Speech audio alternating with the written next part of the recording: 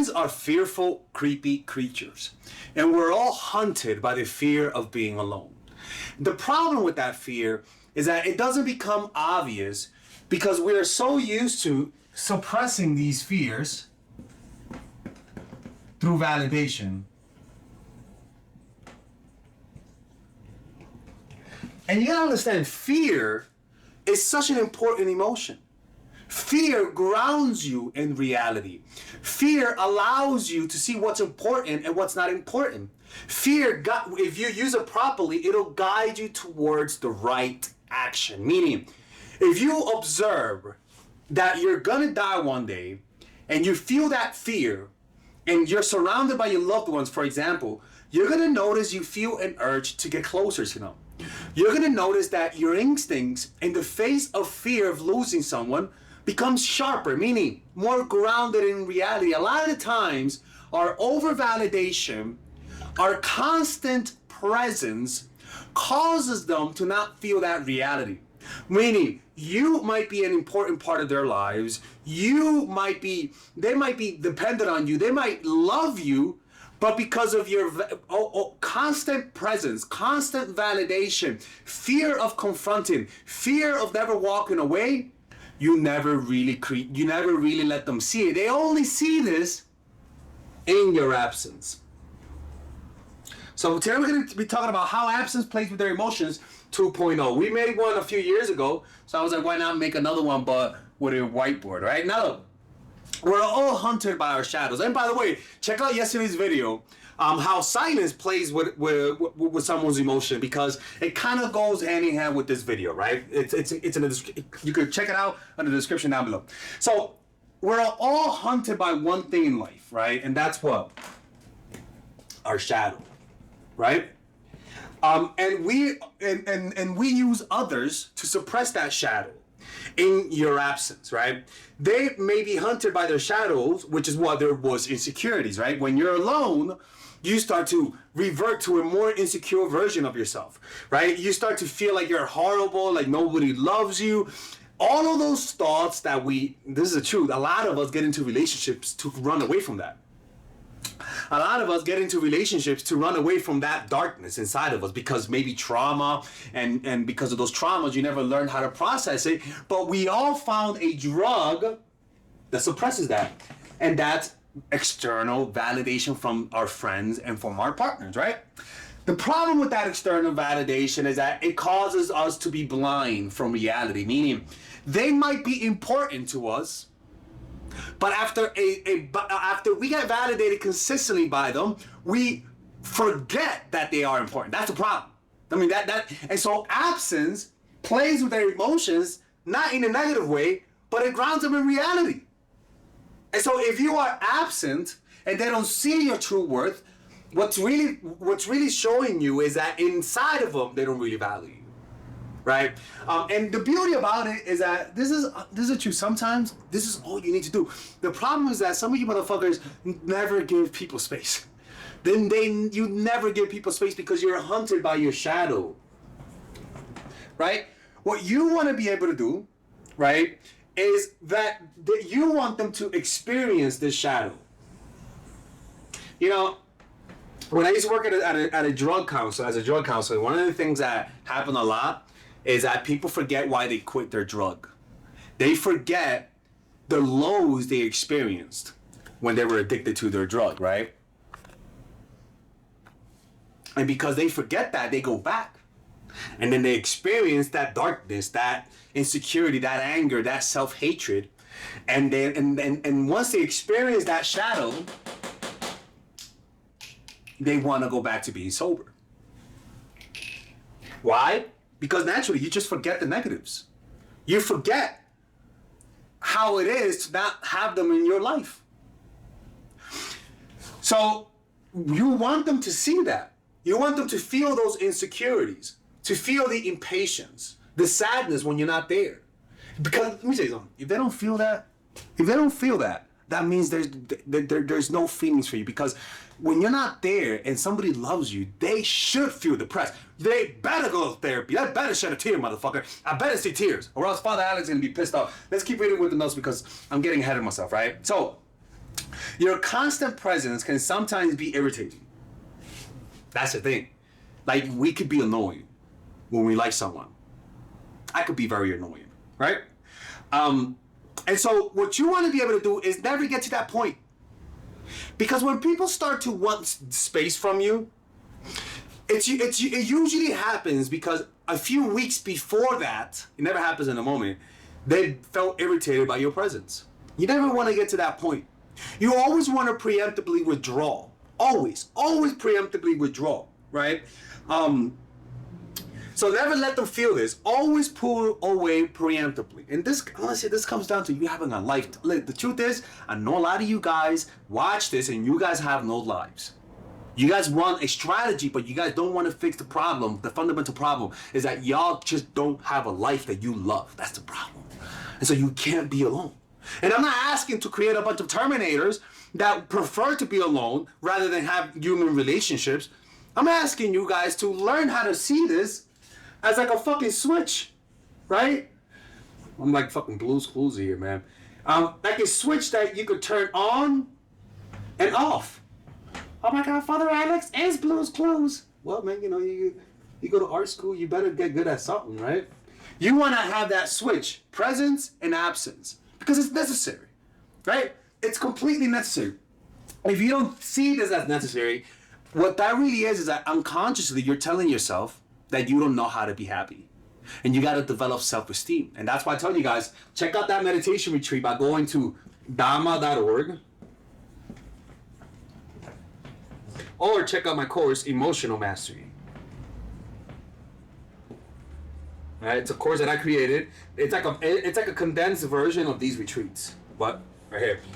It'll give you that capacity to be able to be alone. Like, that's the most important thing. Because once you're able to be happy alone, like today I was meditating.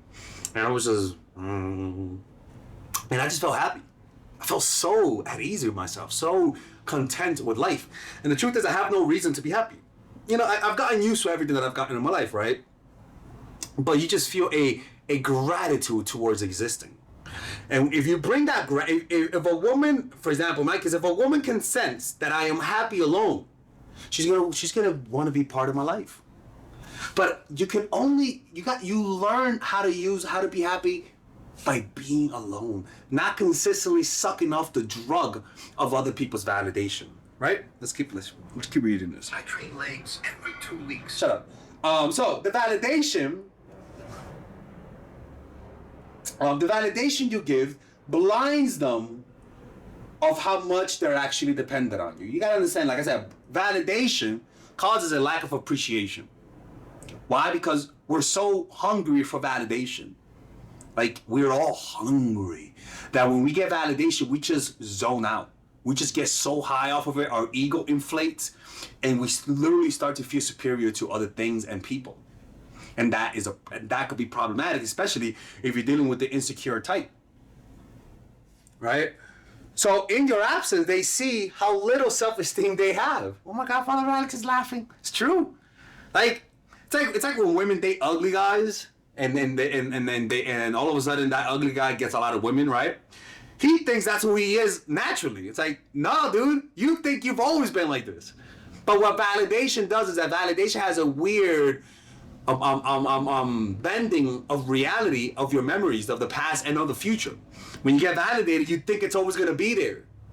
And when you get validated, you unconsciously think that it's always been like that.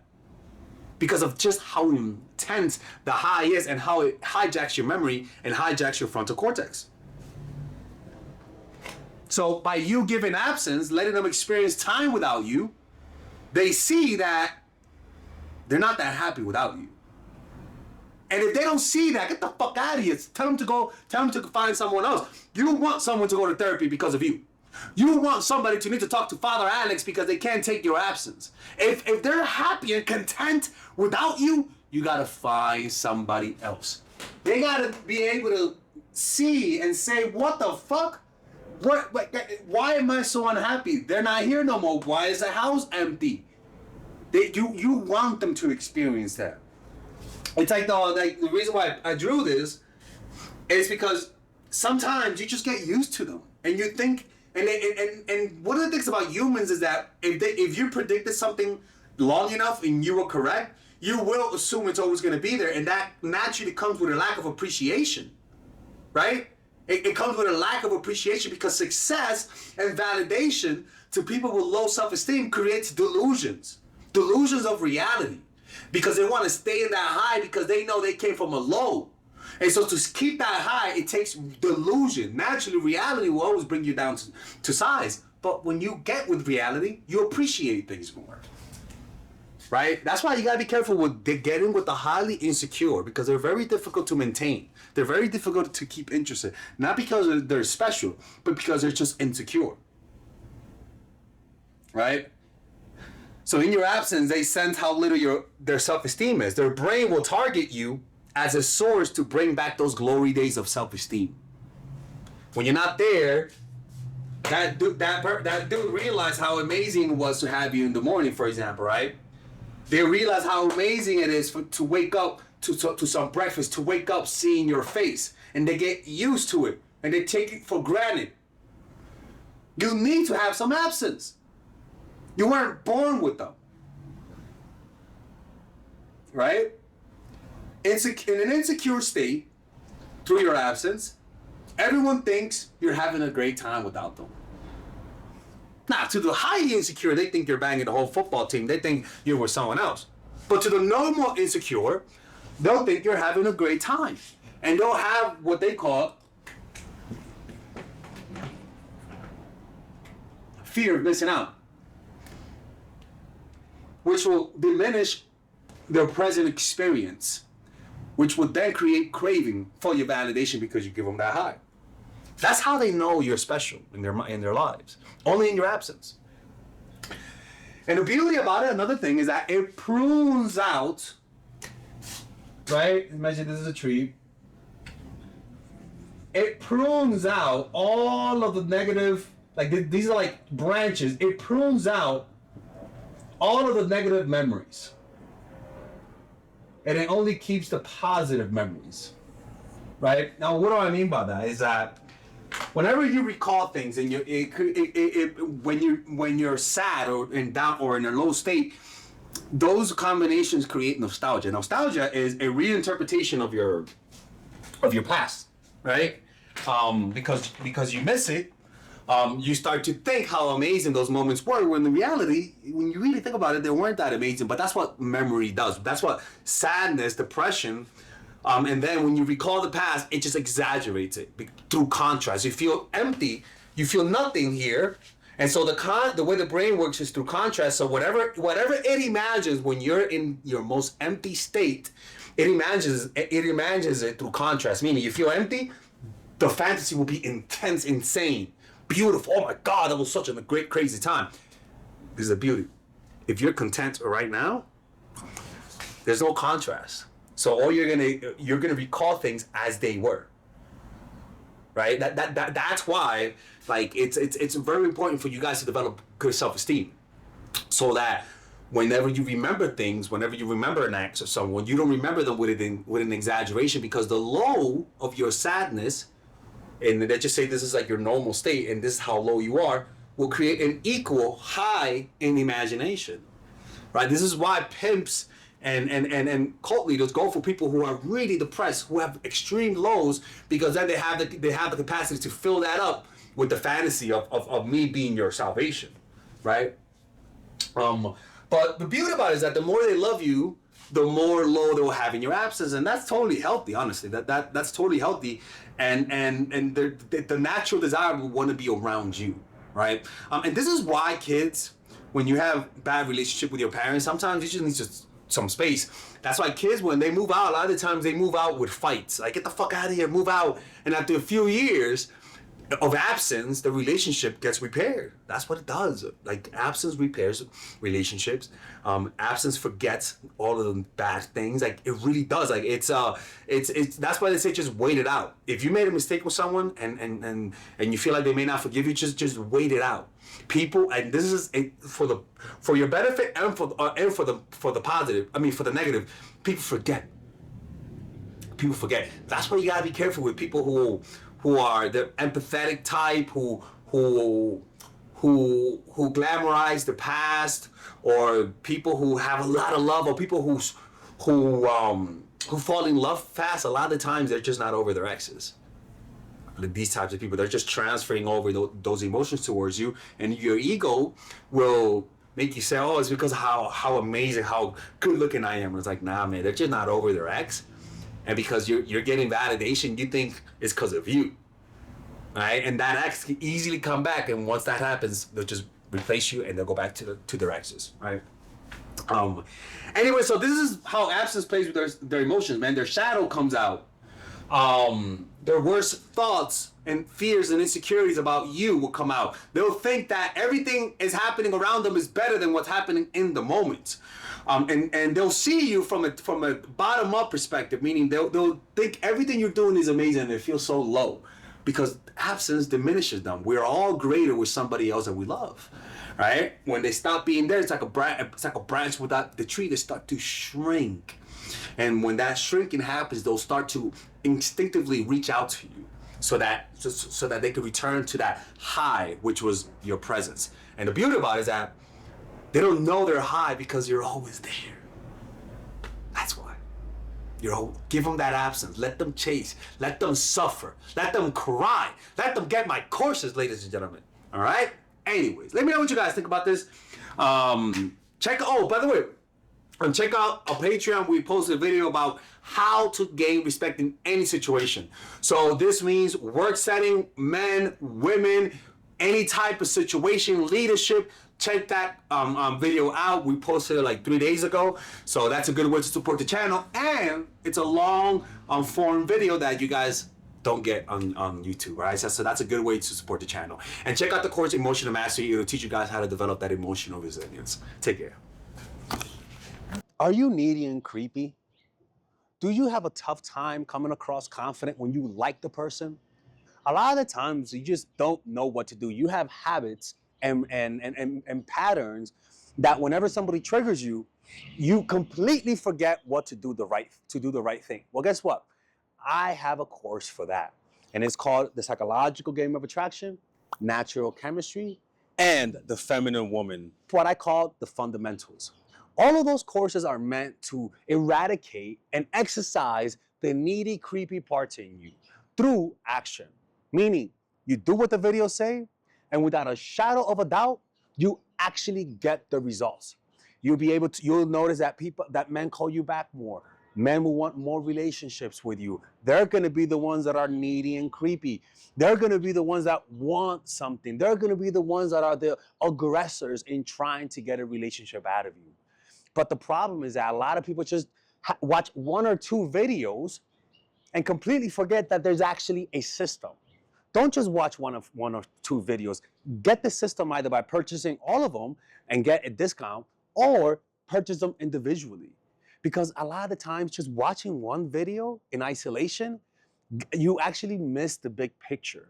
You have to understand why it works. You have to understand what to do next. And a lot of times my videos just can't address that.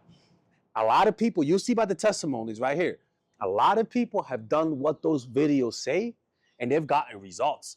Like the other day, I was in Mexico and they were like, hey, Alexis. And I'm like, hey, oh my God, your videos are so great. And I'm like, and she was like, look at my kid. I'm like, what you talk about your kid? That's not my kid. She's like, no, because of him. Because of your videos, he's here. And I'm like, okay, all right, that's a thing. But I get that a lot. And ironically, that woman watches all of my videos, right? So purchase those courses, man. And if you don't like it, you actually could get a 30-day money-back guarantee, right? Purchase them individually or get a discount and purchase them all by clicking on the description down below. You have the option of purchasing the one with the bonuses that obviously it's more material, where it's like I give you guys meditations. There's also other courses on how to make friends, how to master anything, or you could purchase it without the bundle, which is much more affordable, all right? And with that, you guys are able to support my channel, which will allow me to make more videos, okay? Anyways, see you guys inside, and thank you.